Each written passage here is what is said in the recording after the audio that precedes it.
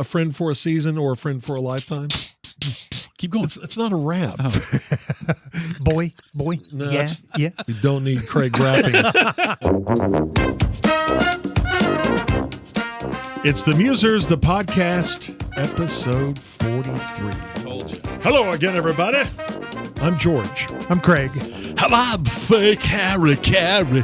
I'm going to be with you all podcast, talking about all the things. I wouldn't mind it. If you want to talk like Harry Carey for an hour, go ahead. Every time I do Harry Carey, you always jump on me and say it sucks.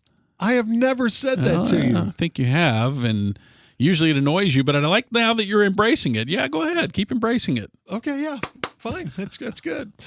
All right, we got a lot to get to this week on the podcast. First of all, thank you, dear listener, for supporting the Musers, the podcast, the live show. We announced that on the last podcast.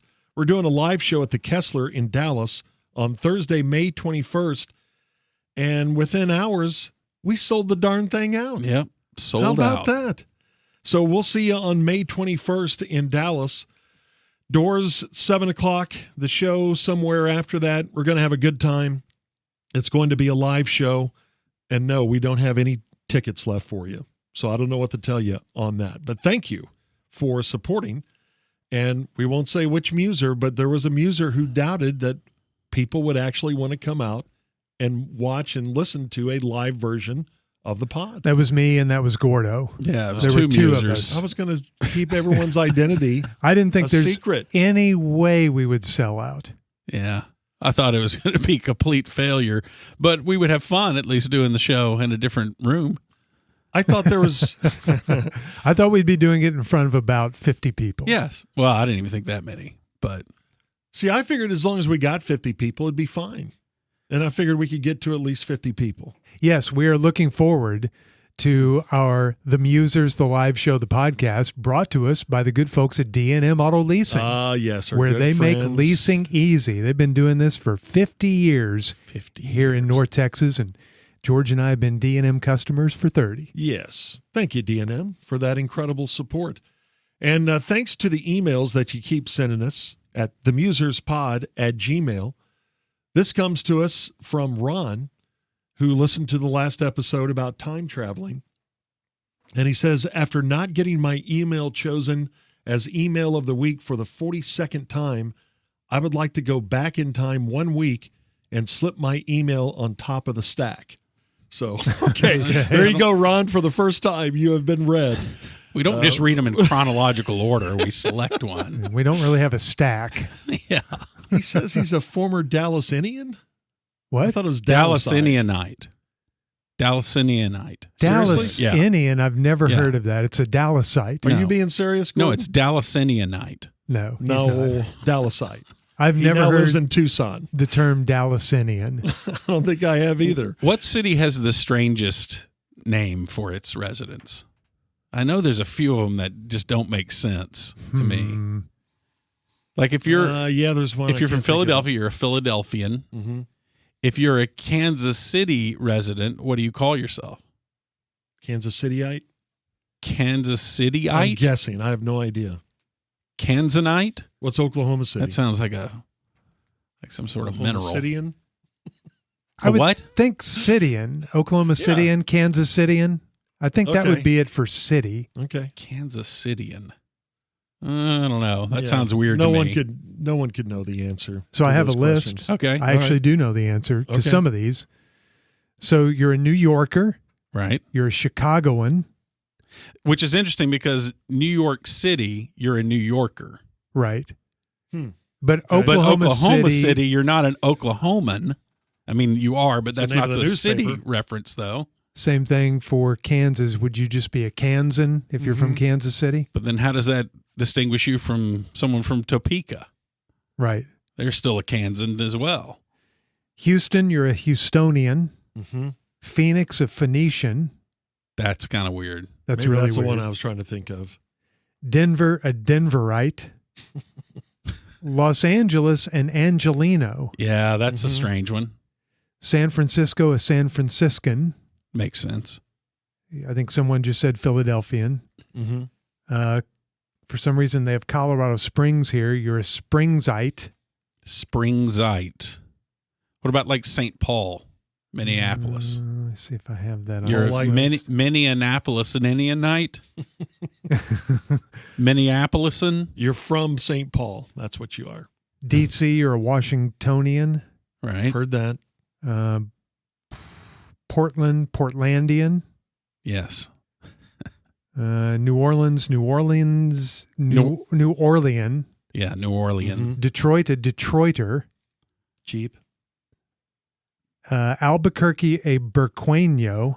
All right. That's the weirdest one. You found I the don't think I've weirdest heard one. that one. Burqueño. I don't think I've heard Burqueño. that. Not Albuqueño, but just Burqueño. Burqueño.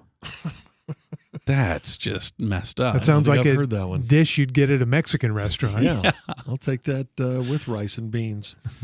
Okay, and thank you for the support for the live show. And also, You're welcome. yeah, I was talking maybe Yeah. to the dear You're talking listener to me. more than just y'all Oh. two. But yeah, thank y'all. You guys have done a good job supporting it too through the years, and I I'm gonna be appreciate there. that. And it's amazing if you go to themusers.com, you can order merch. We sold a lot of merch, and apparently this is a fast-selling shirt. This was from the craziness when Bill Clinton visited the Star and Jerry Jones almost fell down rushing to greet Bill Clinton at a news conference. And he really said this quote, "This guy was recently named the second most American to have started with very little and to have accomplished a lot. Look at it. It's in Forbes." And that's a quote from Jerry Jones that's now on a T-shirt. We've got it on that's a at T-shirt. themusers.com. Unbelievable. And one of our buddies sent it in with his kid wearing the shirt. What a long quote. Should a shirt ever have such a long quote on it? No. So wait a minute, because I was out of town when that happened. That's what Jerry said about Bill Clinton? Yes. The, That the was the way guy, he introduced Bill Clinton. the guy was recently named the second most American to have started with very little and to have accomplished a lot. The Look at second- it. It's in Forbes. The second most American. Yeah. So now that's a T-shirt and just one of the items you can get at themusers.com.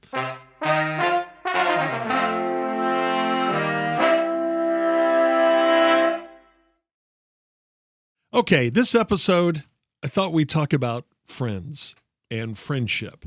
The three of us are friends, have been for a long time. We're also business associates. That's weird. That sounds too official. We weren't until this year when we got officially into business together. Yeah. The business world's not as easy as we thought it was, that's for sure. But two things come to mind about friendship. My son in high school had one of his friends approach him, and it was actually one of his teammates on the golf team. And it's someone that you guys know now because he made it all the way to the PGA Tour, our buddy Conrad Schindler, former pro golfer. And he and my son weren't really sure where they stood with each other when they first started like playing golf together. They weren't enemies, but they weren't necessarily friends. It was like a heated rivalry thing. Well, no, it wasn't that. But, they just didn't really hang out much. And then they started playing golf together and then, went to lunch or whatever and would hang out. And so one day at school, Conrad went up to my son, Brent, and said, "So, are we friends now?" And to this day, we call him, he's not Conrad, he's Friend. Hey, is Friend coming? Because he's been a long life friend. Another conversation comes to mind with a TV personality, former TV personality we knew in the Dallas-Fort Worth area. He's since retired, but he's still around. His name's Dale Hansen.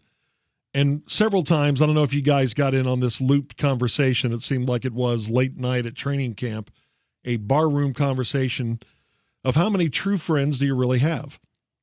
The key word there is true. Or you could just throw it out, how many friends do you have? And I think a lot of people will answer, 15, 20, 25. But how many do you really have? Close friends that you share details with, that you share a lot of time with. They know everything about you. You know everything about them.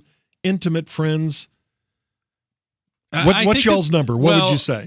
Friend is such a I think that's another nebulous thing. term. Conrad was onto something when he said, "Are we friends now?" What defines a friendship? Because the way that we answer it in casual conversation just means that we know someone. Hey, they'll mention someone, like if someone, you mentioned Dale Hansen. If someone from another part of the country said, yeah, I know, do you know Dale Hansen? Yeah, I'm friends with Dale Hansen. I'm friends with Dale, yeah. But I mean, he's not one of my close friends. Obviously, I didn't grow up with him and, have pillow fights with him when we were having sleepovers and all that sort of thing. So yeah, the term friend changes depending on what kind of conversation you're having. But men have very different friendships than women. And you mentioned, defining a friend as someone who knows everything about you. I think a lot of times guys would consider themselves very close friends with a guy, and they don't really know that much about we don't him or his life because they don't have. Yeah. Because the old saying is that women have these friendships that they just that is based around their lives. They just share their lives with this other person, and that's their confidant. And men tend to have friendships based around activities. You do things with him. Yeah, he's my golfing buddy. We always go golfing. Yeah. We laugh and joke around. And then you come back home from your golfing outing and your spouse asks, oh, how is, Conrad doing? Mm-hmm. Oh, he's doing great and everything. Well, how's his wife and kids? I guess they're doing all right. Well, did he tell you they were? I thought y'all were close friends. No, but I just assumed that if something was wrong, he would tell me. So the default answer is, yeah, they're doing great. Because, you don't talk about your life so much with guys. And yet for men and women, that a study says that it's about the same for those who consider how many close friends do you have. Most Americans say from 1 to 4 friends, close friends that you have. Right. And it's pretty much the same for men and women. I know in my own life, my wife has done, I think, a much better job with keeping a network of friends than I have. And maybe it's the whole details thing that they share more and therefore do a better job, and they communicate a lot. So that's how they stay in touch, but much better than I do. Okay. Yeah. How much do you know that's is going on with your male friends' lives? A lot. Like if you were to quiz them, I think that most guys, they know just a few things, but they don't know as much as the women know about each other's lives. That's probably true, but I know a lot of what's going on in my close friends' lives, and they know what's going on in mine. Mm-hmm. So are you in that number somewhere between 3 and 5, or you have more than that? No, I've got close friends. I've got 13 close friends. Wow, that's really good. That know pretty much everything in my life, and I know pretty much everything about their lives. Not all of it, because there are things we don't share, but I consider myself fortunate because I've got so many close friends. You guys made the list. Okay. They are people that I went to college with, or that I've worked with, or I've made a lot of friends through cycling and running, really close friends. And those avenues allow you to bond a lot. So your wife, George, talks a lot on the phone with her friends. Well, when you're out on a training ride or a training run, you're out with these same people for hours and hours, and you learn everything about their lives. So I've gotten really close with a lot of my cycling and running buddies. So I've got a list of 12 or 13 guys that I consider very, very close friends. And I think that I'm probably an outlier, but I think I'm pretty lucky to have that wide of a net. No, I think that's great. And they say that that's good for you, especially as we get older. We need a group of friends that if you are, and by the way, we'll get to this, but we're getting worse at this, at being friends with people, from a casual friendship to a close friendship. What's your list, by the way? What's your 2? I would say mine's about, maybe 6 or 7 close friends. Did Gordo and I make the list? Oh, absolutely. Yeah. You guys are on there. We have no choice. I'm around you guys more than anybody in my life. Yes, for sure. Same here. Yeah. So, we were friends before. Now, Gordo, we've explained that in previous podcasts. We met Gordon after we left college, but we've been friends for a long, long time, Gordo, which is its own set of challenges, but go ahead. What's your number? What's below 0? Are there negative numbers? Oh, no. Gordo. Oh dear, we don't even make his You're list. an interesting study because a lot of people want to be friends with you because Who wants to be friends with me? because No one you're wants to be funny, friends with you're me. fun to be around. They want to get in on the Gordo joke, but I do wonder about that because you do seem to enjoy spending time by yourself, going through, Jerry Reed videos, as we always tease you about, or something like that. Or writing a manifesto. Yeah. I'm not writing a manifesto. It's already finished. Just need to proofread it one more time. So we're on your list. You have Sure. you have at least two Sure. friends. Yes. I would say that, well, if you guys make the list, then I think that expands it out to, I don't know, maybe 5, Okay. something like that. It's very, That's I don't know. good. I just have a hard time classifying it because I have these friendships that it's very easy to not talk for a while, but once I talk with them, it's right back there. It never loses ground. I think in you other should words. count them. I think you should count them as even if you don't know the day-to-day and you're not as up-to-date as maybe you could be, Right. they're still close friends. You can share things with them that you Right. couldn't share with just, people you work with or something. Right. Yeah. Let me put it this way: if you had a crisis in your life, how Mhm. many guy friends do you have that you would pick up the phone and say, "I need some advice on this"? Well, I don't seek advice from anyone. So that's kind of a problem. I think there's a lot of people that I could do that to. Okay. Yeah. Really personal, intimate stuff, and you just need some help with something. Yeah, I would say that's, maybe 6. Okay. Yeah. I'd say around 6. Yeah. And I think that's a healthy number. That's the average. Most Americans say they have 3 to 5 close friends. Mm-hmm. There are some, apparently I mentioned we are getting worse at this. There was another study in 2021 that 12% of Americans said they did not have even one close friend. Yeah, and Wow. it is interesting the way that this has changed socially in that people are getting more and more lonely, and we talk about this loneliness epidemic that's going on, and there's been lots of think pieces written about that. But yeah, we are for some reason getting lonelier and more friendless, even though we're more connected online, but it's not doing the same thing Right. that being connected in person used to do. That number was 3% in 1990. So from 90 till 2021, that's a pretty big jump. Mhm. Goes from 3% to what again? 12%. 12%. Yeah. That's almost 4 times as much. Almost 4 times as much. I wonder even with those Exactly 4 times. As I much. wonder even with those people though if they really do have close friends and they're just not thinking it through. They're just like, no, I don't have any close No. friends, but really they do. George, you'd be amazed. I have read stories about people who talk about, and they'll be sharing this online in some forum, right? About how they have 0 friends, and everyone keeps asking them, surely you're not thinking about this. I'm like, no.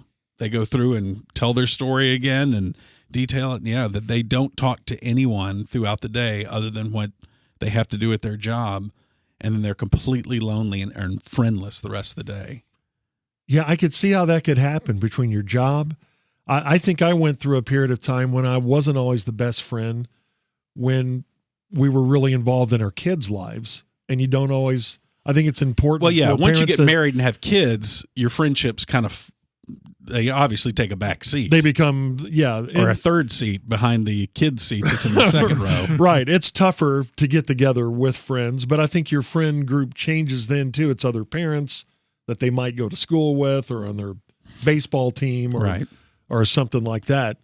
But how many people make friends later in life? It seems like most people I know, they go through the acquisition phase of making friends in their teens, early 20s, maybe a little bit into their 30s, and then those kind of become your core group of friends that will, some of them lasting throughout your lifetime.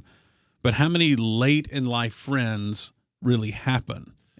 I think that is a challenge, but I've always wondered that too, because it seems like we've been told, well, you don't really make friends once you get to a certain age.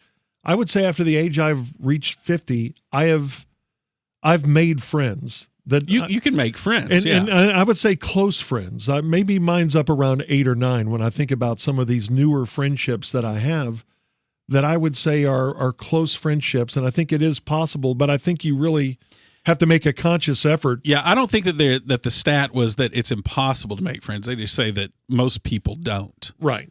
And that's probably true.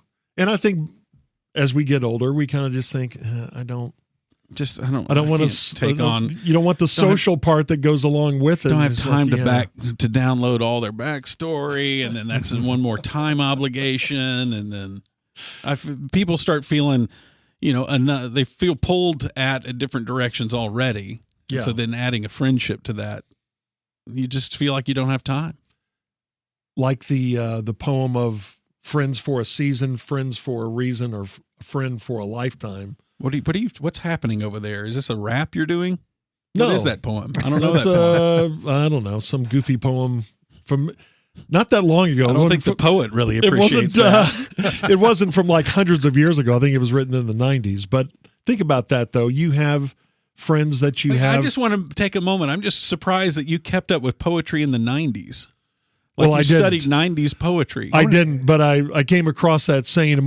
I've heard. You've never heard that before? Say friend it again. For a reason, a friend for a season, or a friend for a lifetime. Keep going. It's not a rap. You're acting like boy. No, yeah. Boy, we don't need Craig rapping. That's for sure.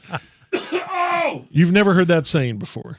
No, I haven't. But I believe you that it is a saying. Well, and when you think about it, there are friends that maybe you had for a season. Maybe it was high school or college or the summer. You had a kick-ass summer together, and then you got disconnected. You do have a friend for a reason. The reason is you got put together at work, and or maybe it's a neighbor or something. And then the friend that you have for a lifetime. I'm trying to think of a lifetime friend. I guess the furthest back I can go is high school. My first best friend, we just kind of lost connection, but I still consider him my first best friend. I've told you about him, Curdy, when I lived in Minneapolis. And that's a weird one, too. I've always wanted to, and I need to do this. I'm not on Facebook or anything, but I've always wanted to reach back out to him just to see how life went for him, Because, we've spent every day together for 2 or 3 years. He was my best friend. We were, buddies. And you're going to get a call from him. I hope so. I'm predicting. I hope so. You're going to hear him. Call from an inmate at Cook County Correctional Facility. No, Curdy's doing well. He's got to be doing well. Do you guys have any friend from childhood that you still like? Going back to elementary school. Yeah. So when I grew up in Oklahoma City, I went to the same elementary school with the same kids 1st through 8th grade. And then, except for my 2nd grade year when we moved to Enid, but then we moved back my 3rd grade year and same kids again. And I was with them through the first 2.5 years in high school. So same group of kids. And I still keep in contact with probably 4 of them. Wow. And I just reached out recently to, you've heard all these names. I've said these names on our radio show a million times. Danny Gandra and Mike Schmidt and Rich Chesley and Mark Wilmus. Oh, yeah. All fake names. It was all my St. Charles grade school buddies. And Mark and I text, not often, but a few times a year. And I just reached out to Rich because Davey Lopes passed away, the Dodgers' second baseman. And when Rich moved from Los Angeles to Oklahoma City, he came to our school and we bonded over sports and baseball. And he told me this story about he and his brother having a run-in with Davey Lopes in the Dodger Stadium parking lot. And that always stuck with me. And every time I saw Davey Lopes from then on, I thought of Rich and his brother and that story. And so I found Rich on Facebook where we had messaged, a few times over the years. And I said, hey, condolences on the passing of Davey Lopes. And he's like, who is this? And he said, hey, great to hear from you. And we exchanged cell numbers. So now I can text him. I hope he turns out to be the biggest over-texter. Oh, I'd be fine with that. Starts flooding it. And he doesn't give you one complete thought per text. He splits it up into 10 different texts. I would love hearing from him, so I wouldn't mind texts from him. I think that's so cool that you've kept in touch all these years. Mike Schmidt, he and I bonded over cycling, and I'll hear from him every once in a while. He's now retired, and I think he moved full-time to Colorado. And we've kept up over the years. And Danny Gandra, who I was also good friends with growing up, he's a preacher now, and anytime we bonded over OU football, so anytime anything big happens, I'll shoot him a message. And so, yeah, we communicate a couple times a year. So those 4 kids, but I haven't seen any of them in probably 15 years. I think I had breakfast with Mark when we were up there for the Thunder Mavericks series in 2011. And I think that's the last time I've seen him. But at least I'm in contact with these kids from grade school. Yeah, that's cool. I think that's great that you've stayed in contact. I would like to think that I would have stayed in contact with my buddy C.B. Erickson from Wheaton, Illinois, if we had, I don't know, social media back in the day or email back in the day. I remember, I think we did write letters to each other, but that didn't last very long. Dear C.B. Erickson. It didn't sound like a civil war. The weather here has turned. We haven't eaten in 3 days. Hopefully provisions will come soon.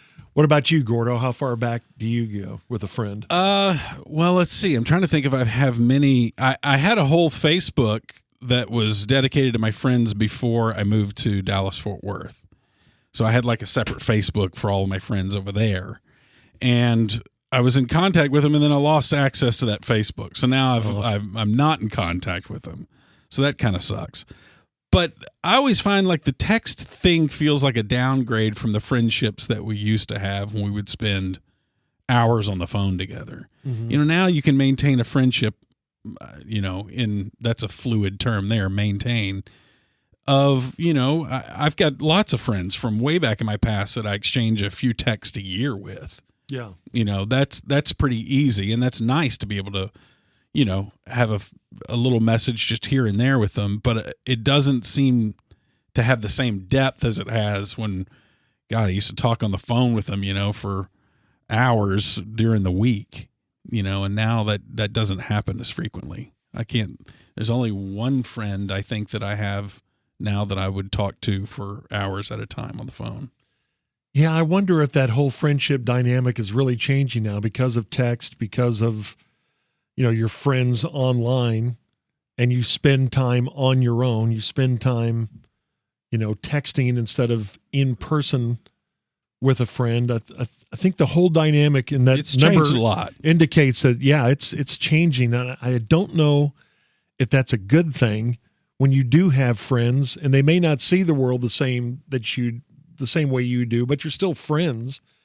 And I think that helps you. Okay, have you had that experience of somebody who you used to be real close friends with, you get back in contact with them or you start talking to them and they've gotten real political on you or something, and that's all they want to talk about, and then you're like, you know what? This friendship is just I'm not getting anything out of it anymore. It's more of a drain because I'm always trying to say, hey, can we talk about something else than this thing that's on your mind 24 hours a day, apparently? Well, luckily, that hasn't happened to me. Oh. Yeah, not really. I've had a few friends that we've kind of found that were different, but we've just kind of fought through it. Our friendship's more than important than, some hot take we may have on some political issue. But if somebody becomes nothing but hot take guy, you're like, can we talk about anything else? And I think that's another thing, too. Where do you start drawing the line of, this is not a good friendship, this is a toxic friendship? Yeah. And I guess I've had a few of those through the years where you just lose contact, and that's okay that you've lost contact with somebody. Yeah. But I think that's a tough one, though. If they've been a friend for a long time, do you think, well, yeah, he's a hot take guy, but he's still my friend, so I guess I'll fight through his hot takes and just maybe try to temper him a little bit by saying, yeah, we don't always have to talk about that. Let's talk about what the Rangers are doing right now or something else. Just because something is a historical friendship, why should we feel compelled to preserve it? Yeah, I guess you don't have to. Like, friendship is something that's supposed to nourish each person, right? And if it becomes something that you're not getting much out of, what's your obligation? I don't think there is one. No. If you're not getting anything out of it, or if it's toxic, I don't think you have any obligation. I know, but you always feel kind of guilty. See, I've had those too where I've just kind of, okay, that's toxic, I'm getting out of it. But then I thought, should I have been there for him as a friend and stayed in contact, tried to help him with this problem that, overtook our friendship and all of his friendships? Yeah. Have you ever known that friend that every time you talk to them, it's nothing but them complaining about every problem that they have? Yeah. And it's like, you mean to tell me there's nothing positive in this world in which you are this miraculous organism that evolved and actually had a chance at life and got to experience Earth during the most technologically advanced age? Let me tell you something what happened to me, though. It's Yeah, but this woman cut me off at the parking lot and everything. Okay, all right, dude. All right, I gave it a shot to try to reframe your experience, but okay. No, I think it is important that, obviously not to hang on to the toxic relationships, but maybe fighting through some of those. And they do say that there are studies that show your blood pressure is better. You're less likely to have a heart attack, to die of a heart attack or stroke, if you have at least a healthy amount of friends, and even a smaller number, but still, we'll say 3 to 6, 3 to 9 close friends that you can depend on and that can help you through and help talk you through tough times. Yeah, I recently read that the 3 things that you can do to extend your lifespan, your wellness span: avoid processed foods, come on, mark that one off there. Get good, healthy sleep every night, getting better, but still not good, and have a good network of social contacts, friends. Yeah. Okay. No, I think it is important. Well, I'll let the next batter come up. 3 strikes. You're going to take an automatic out? Don't take an automatic I struck out. Work on all 3 of those things. It may be okay. No, I think that is really important as we do get older, and we have to be conscious of that within our own family to make sure that you're staying in touch with your older relatives. But it's that way for friendship too. I know with a friend that I've made in the last 20 years, listening to one of our podcasts, after one of them, we were talking about, potentially getting therapy or going through tough times. That friend reached out to me and said, "Hey, I heard the podcast. Are you okay?" And I thought, that's nice. Yeah, I thought, wow, that's a friend, that would step through and say, "Hey, I'm kind of worried about you. Are you okay?" Yeah, because even Gordo and I didn't ask you. Yeah, that. we didn't say, "Nah, you guys we are were used really to me. worried about you. You guys are used to me just kind of walking that thin line of freaking out or going through a normal That's great. day." That's great though, because friends should be propping you up. Friends should be there to notice something like that. Hey, do you need a little help with this or that? And the friends that are always unloading on you, or the friends that that you consider maybe toxic, those aren't necessarily the connections you need to elongate your life. You need friends that are there to always pump you up. Maybe some of it's blowing a lot of sunshine your way, but sometimes people need that. Yeah, and the people and I've seen this happen, where a friendship, this didn't happen to me, but I witnessed it happen to another person. That friend was always a complainer to my friend, right? Mm-hmm. And then when my friend tried to set the boundaries, saying, every time you talk, it's just, it drains me because everything, you're so negative. You are so negative. Mm-hmm. I'm okay with listening to your problems to a degree and trying to help you find solutions if you want to find solutions. But it just can't all be that, And they tried to stand up for themselves, say this to the other friend. And what did that other friend do? They guilt trip them. That's what friendship is, man. Is listening to somebody else's problems and And I said right there, that is your indication that person is no longer your friend. If their method to maintain a friendship is guilt, and appealing to your sense of obligation to take whatever they dish out. It's up to them. They get to determine what they want to dish out, and your job is to take it, because that's what a friend is. I said, that's BS. You're totally within your right to draw that boundary. Those old friendships that Craig talked about, those friends that he stayed in touch with since they were kids. My longest friendship is, this is to be a bingo, my friend Todd. His daughter keeps track of this. She listens to the podcast. And hey, Todd got mentioned again this week. But we have been friends since we were teenagers. And I look back at it, and sometimes we'll go a month without talking to each other. And I know I feel, at least personally, man, I need to reach out to Todd. I want to find out, what's going on. We need to go play golf. We've set goals for our friendship before, like, okay, there's no reason why we shouldn't play golf together once a month. And since the day we said that, I think we've played golf together 6 times in the last 25 years. That's pretty good. That's pretty good. But we at least have the thought. And it is funny, isn't it, when you have that lifelong friend, and we've known, he was, I guess, 14 when we met. He was like a freshman. Or I guess he was a sophomore and I was a senior. But anyway, to experience the changes in each other's lives, getting through high school, going on to college, getting married, having kids. It's been pretty cool to have someone that you can share that with through all the things that we've been through in the last going on 40 years. Yeah, and it's great. My oldest friend, I think, would not be my grade school friends because, as I mentioned, I haven't seen any of them in 15 or 30 years.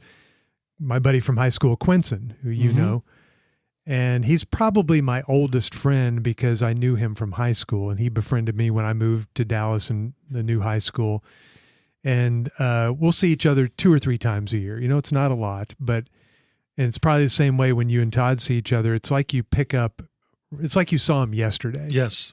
And there's just an ease to that kind of a relationship when you've known somebody for that long. Yeah.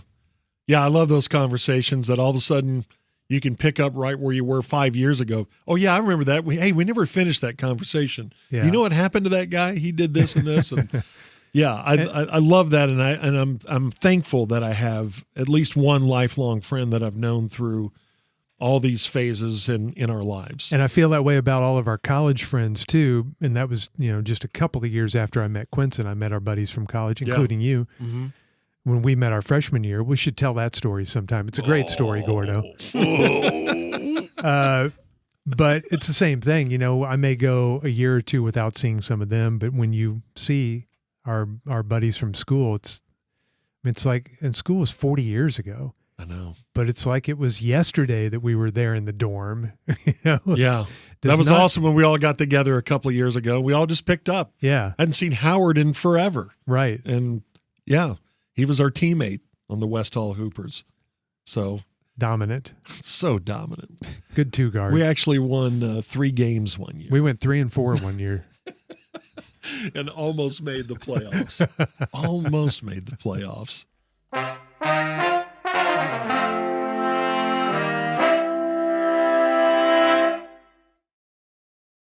What about female friendships versus male friendships? Do you have many female friends that go back? No, I think you're the only one of the 3 of us that has female friends. I've got one that I've had for about 20 years, and I confide in her a lot of stuff. But in terms of going back, like female friends from school, George's wife, we all went to school together. So do you ever call her up and confide in her? No, I don't. Hey, what's up with George? No, but when I see her, it's just same thing with our college friends. It's like we haven't skipped a beat. But the girls that I went to school with in grade school or high school, I have one high school friend that I keep in touch with.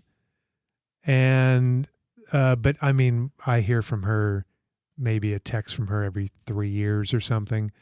Haven't seen her in a long time, but no. She sends you a selfie with duck lips shot from way above her head. Out by the pool, kicking it with a margarita. But no, I think once you're married or you have a serious girlfriend, whatever the case may be, I think it's hard to keep those friendships alive. I think the wife would always think, that's a little weird. She texting you again. Right. Time together. But you did, you've even said that to us before, that you had sometimes an easier time making friends with girls than you did with guys. Absolutely, yeah. Why do you think that is?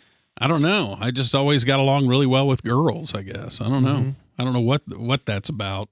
But I always just was fascinated with the girl world, and so I was always very apt to get makeup and things like that. Getting makeup tips and things like that. But you still don't. You don't have a lot of those friendships anymore. Yeah, I still have like one of my good friends from high school. There was a whole group of those girls. We even met up with a few of them up in Colorado that time. Right. Junior and I traveled up there. But Allison and all those that whole group of girls, they still get together and they're real good about inviting me out. And I only go about maybe 1/10 of the time I get invited. I need to be better about that when the whole girls group gets together. Yeah, but they're funny.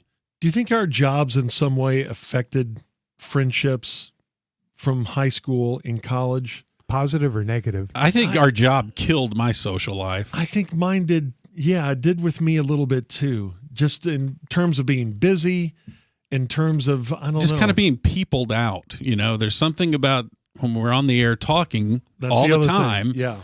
And then when we got off the air, I just kind of didn't want to talk much anymore, which is very detrimental to friendships generally. Right. Because that's what you do when you get together. You're talking, you're communing. And so, it got to where it's just like I didn't want to do things because I had things I had to do all week, going out and appearances or whatever we were doing that seemed to be taking up a lot of the battery space. I've tried to get better about that, but I think I did go through, and I mean, it's a long stretch, 20 to 25 years of just that. Look, you know how many words I've used this week? I've said all the words already. I've said today. all my said words between doing the show back when we were doing games, and it just, and I felt like that balance too of, I haven't seen my kids all week. I want to see them, and I want to spend some time with them, and maybe not go out and, hang out on a Friday or Saturday night. And I wasn't, I guess I'm admitting I wasn't always the best friend through a long stretch of my life. And I do regret some of that. Well, but what is being a good friend in that sense? When you start having other obligations, you didn't get hours added to your day. No, but you probably have kids and a wife. They are your 1 and 1A priority. And so when it comes time to allocate time, you're always going to default to them, and you have to make it a point. You have to make a decision I'm not going to spend time with my wife and kids today. Right. Because I'm going to go out with my buddies tonight. Yeah. And you know that is missing story time with those kids that night. That's not you tucking them into bed like you usually do. It's you going out with your friends. And you've got to it's a trade-off. There's no doubt. But I probably could have said yes a few more times. Sure.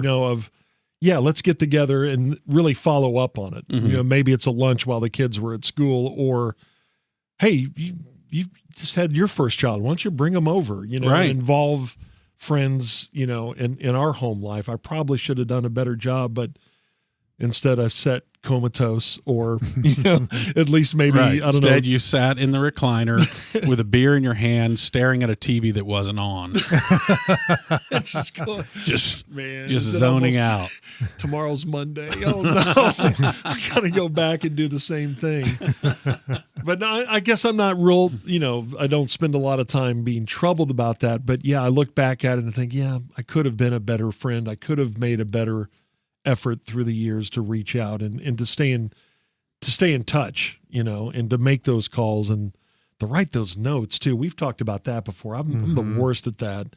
Thank you notes, or just notes of encouragement or something like that.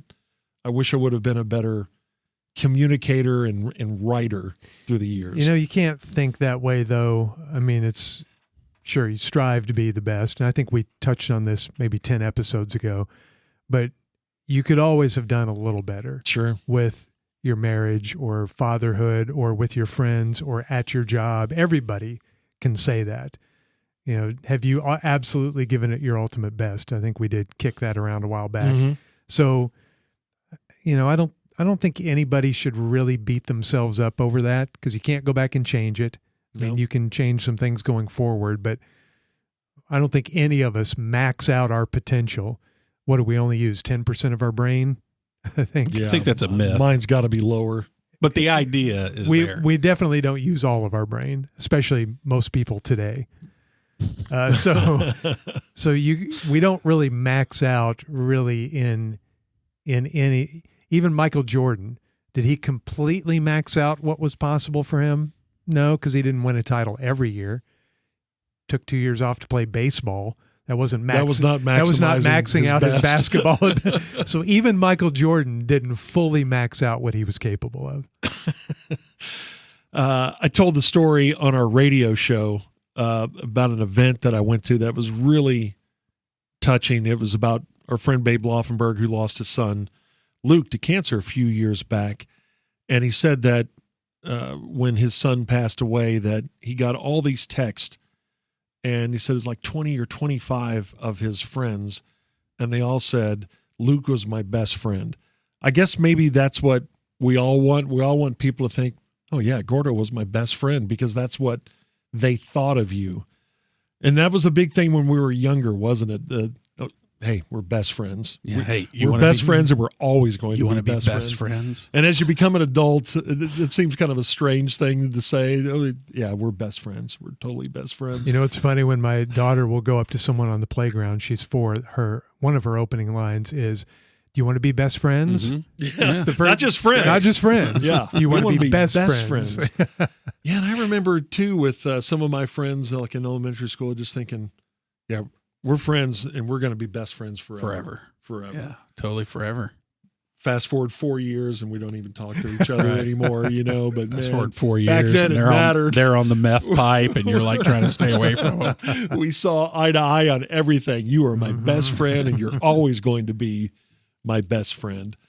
Yeah, and I think it's been a weird dynamic for us to work through, because like for Craig and myself, we for a while in college, I mean, we were best friends. Absolutely. We were around each other all the time. And I guess that all the time. And that applies to the rest of our lives. We'll always have that relationship that we are best buddies and always will be, but we've had to weave that into a career. Right.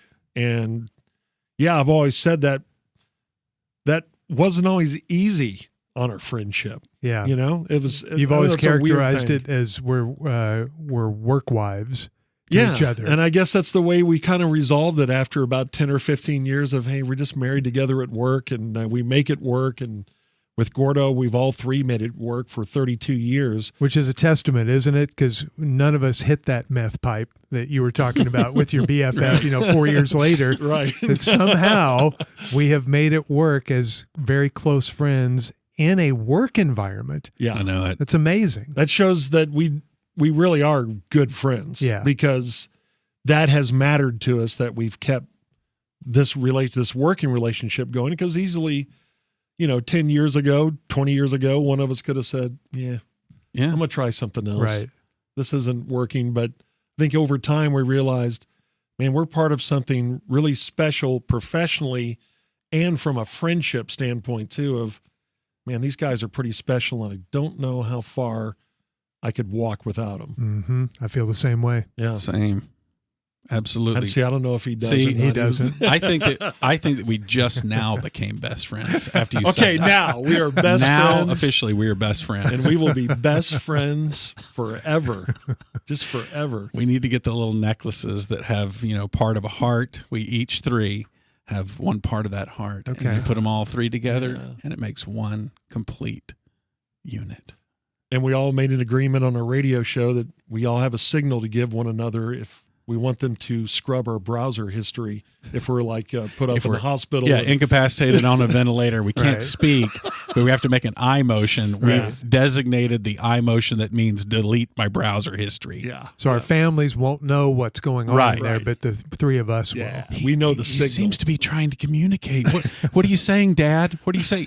He keeps looking at Uncle Craig. I'm not sure why he's looking at Yeah, Uncle that's Craig. cool. We have an understanding. Don't worry about it, kids. Hey, kids, I got to leave your dad's hospital bed for a moment. Where is the computer? Where does he keep his laptop?